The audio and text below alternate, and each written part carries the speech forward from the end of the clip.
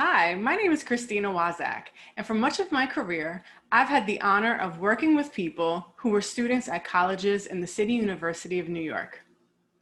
Many of those students were leaders on campus, and they graduated and they went on to do other things, whether it was education, starting their own businesses, starting their own families, so on and so forth. I'm excited to bring them to you as they share memories of their leadership experiences on campus, update us on what they've been doing since they graduated, and we will talk about leadership development. So let's get to it. So today I have someone who we haven't seen each other in a little bit, but I realized the last time we saw each other, it was not in New York. It was in Pittsburgh. Yeah, yeah. Yeah. So yes, Tara, thank you for being here with me. So now it's through Zoom. Yeah. Not New York or Pittsburgh. It's both through Zoom. Yeah. Yeah. So so I know you, but for those who don't, if you could just tell a little bit about where did you go to college and what degrees or what degree did you get? Yeah. So for my undergrad, I went to CUNY Brooklyn College, and I graduated in June 2005. I double majored in political science and Puerto Rican and Latino studies. And what was the other question? What clubs was I involved in? Yeah. What clubs or organizations were you involved with? Yeah, so my main jam was Latin Women's Club. I think I was secretary. I think I was a part of the first cohort that kind of brought the club back from some dormant sleep for a couple of years. And then the next year I was secretary. And then my senior year, I was the president. But I also worked a lot with the Puerto Rican Alliance, PRA, of course, all the Latino clubs always work together. So, we were always kind of in everybody's rooms and coordinating. But I also worked a lot with the Rainbow Alliance and also the Women's Club. It was awesome. There's a lot of coalition building going on. That was like my favorite thing about that. So yeah, I remember all of that. I know, right? Yeah. So I know you did a lot of things since you graduated. So what would you like to share? What kind of things have you been up to? I mean, we did talk about you being in Pittsburgh. So that's a little different from Brooklyn College, but just Yeah. So right. So that was like a lot of my leadership activity at Brooklyn College, which I really enjoyed. I love being involved in Latin Women's Club. I love building the relationships, like I said, with us, the different clubs, collaboration building. We did so many awesome events. And when I graduated, I hadn't traveled during my college years just because my father had died, like, I think it was like my sophomore year. And so it was just kind of a crazy time. Oh, and 9/11 also happened. It was like a crazy time when I was in college. So I didn't really travel in college or I was pretty home-based.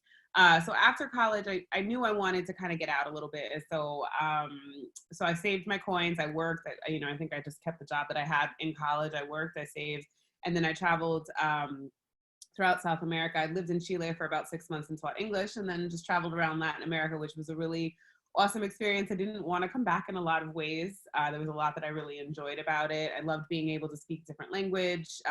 Spanish is my second native tongue. I grew up with both languages.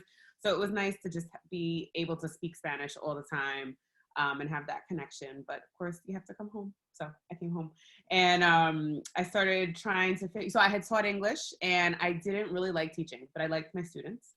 So I started, I kind of had already known that I had this community organizing background because of everything that I just mentioned to you from being at Brooklyn College.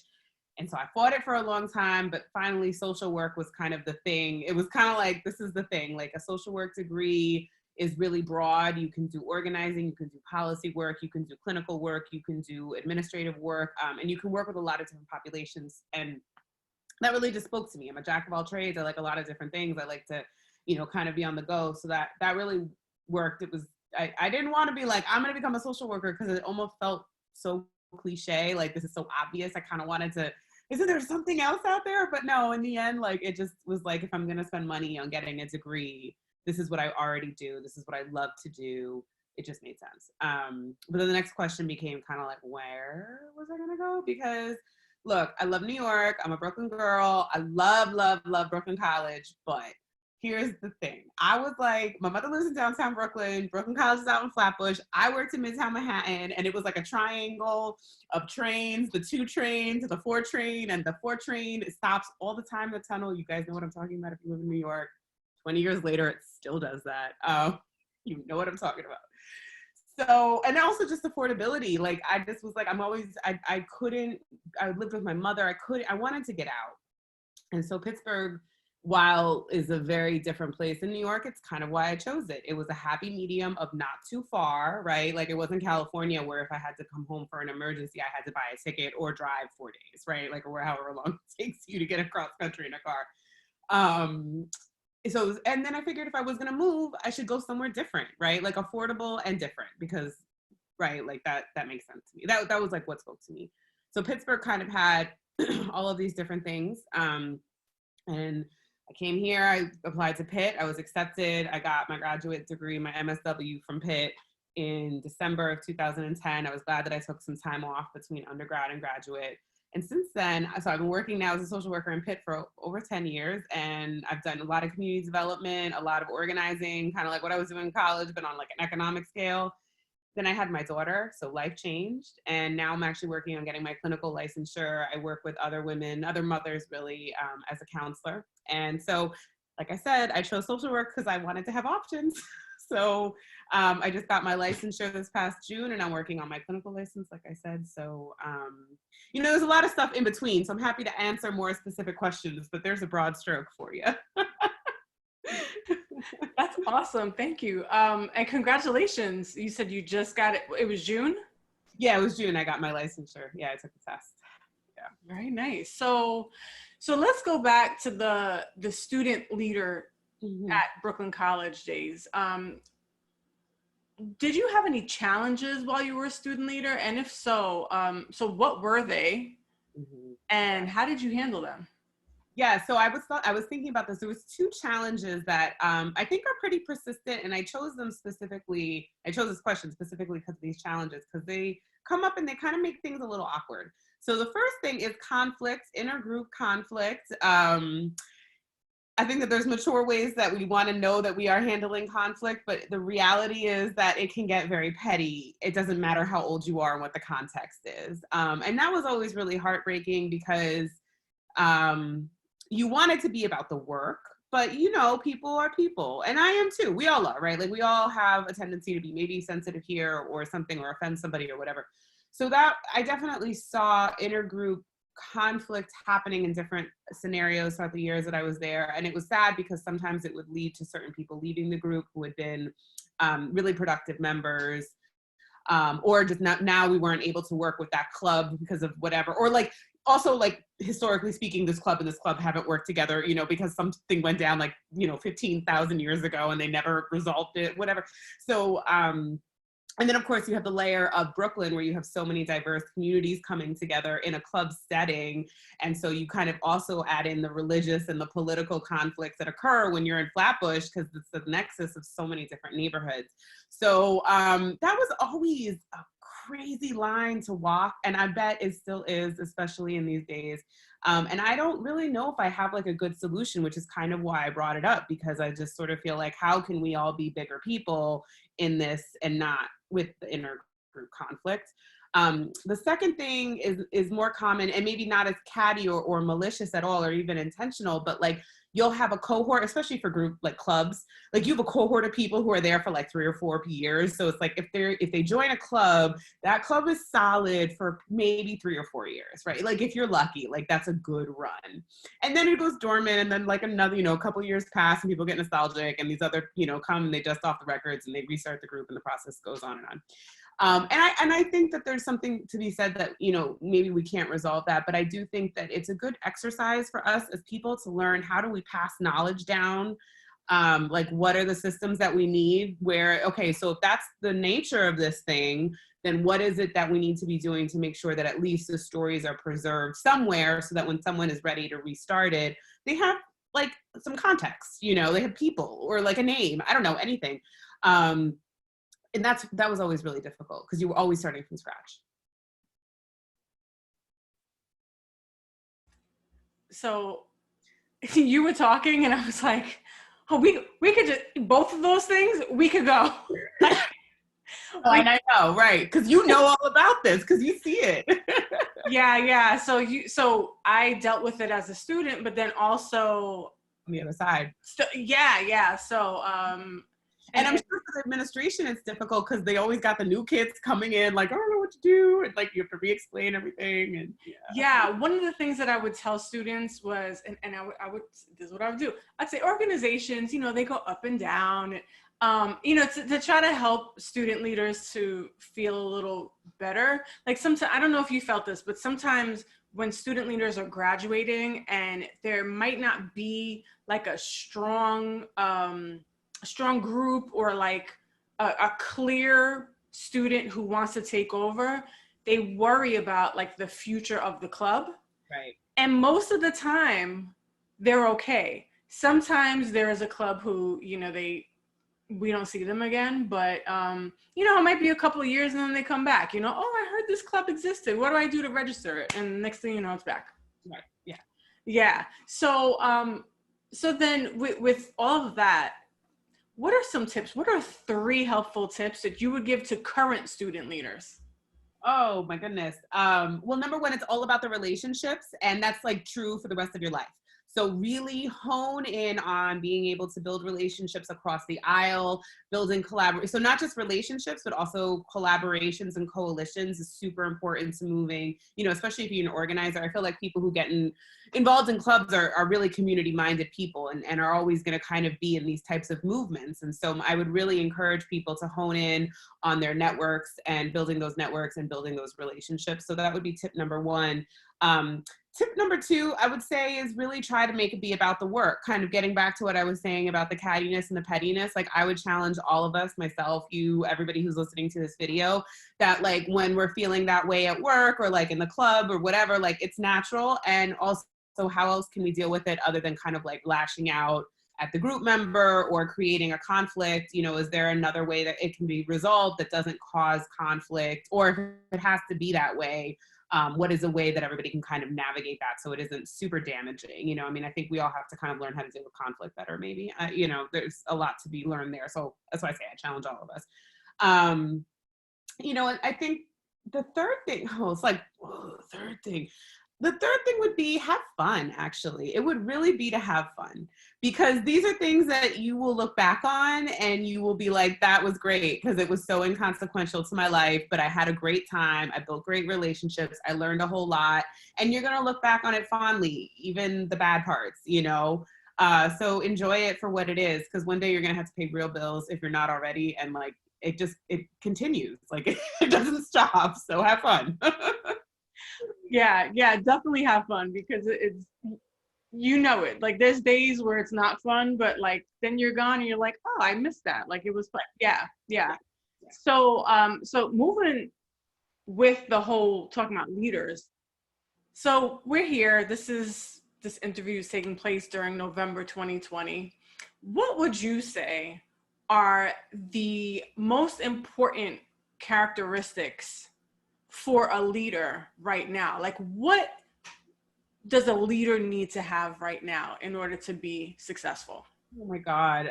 Even you asking me that question, I can feel chills and I feel emotional. It's a good question, because I think all of our ideas of leadership have been rocked in the face of these past 4 years. And I think a lot of our notions have been challenged.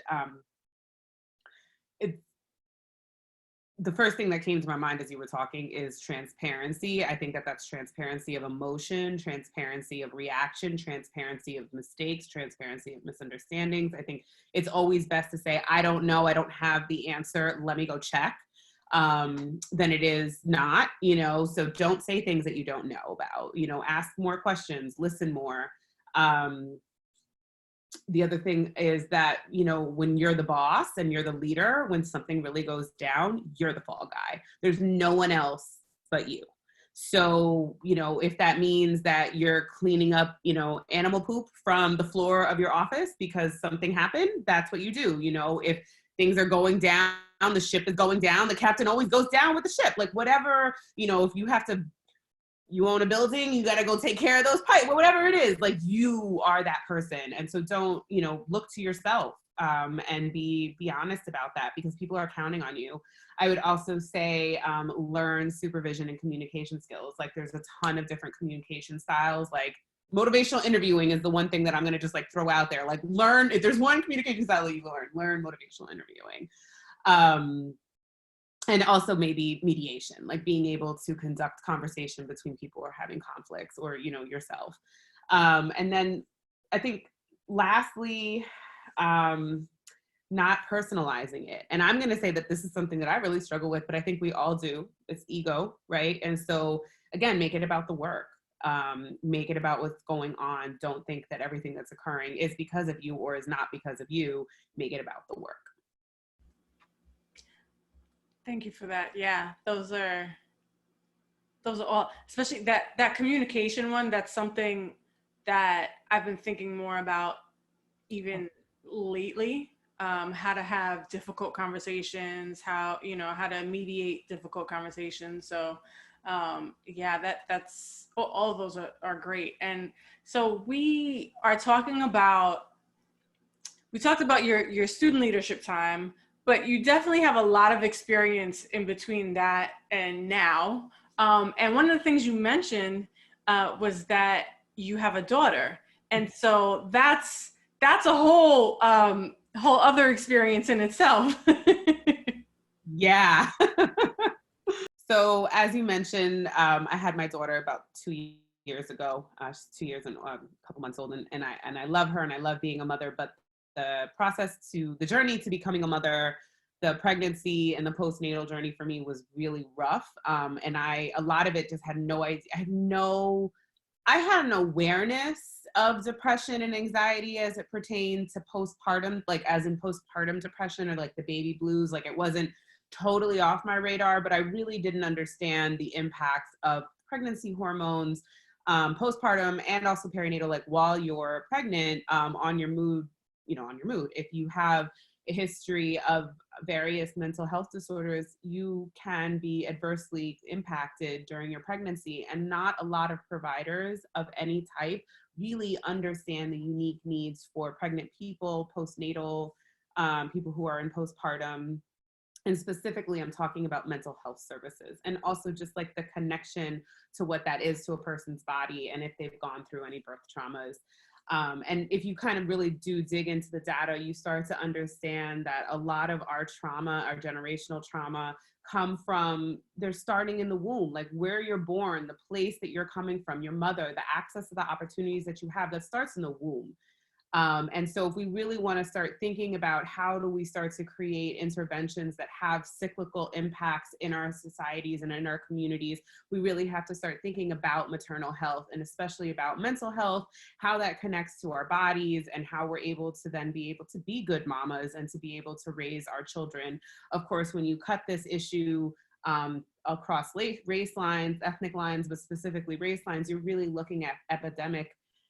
Well, I'm not a public health, expert, so I'm not going to say epidemic or pandemic. I mean, clearly in the time that we're in, it's not a word that you want to throw around lightly, but I would really encourage people to dig into the data and to see the numbers of how Black women are faring in childbirth nationwide and how that compares to the rest of the country. So these are three organizations these two, Black Mamas Matter and the Perinatal Health Equity, are both national organizations. And then there's a local organization where I'm at in Pittsburgh called Forward Allies, that's also doing really great work to bring awareness, but also training to different social service providers around perinatal mental health issues. And so I just really encourage everyone to think about all of these matters as not a female or woman issue or even a gender issue. Women are 50% of the population, and we are raising children, we are birthing children. Identified individuals, the same. All of us are here, and we need to have research, we need to have advocacy, and we need to have policies that address our unique needs. Yeah, thank you so much for sharing that.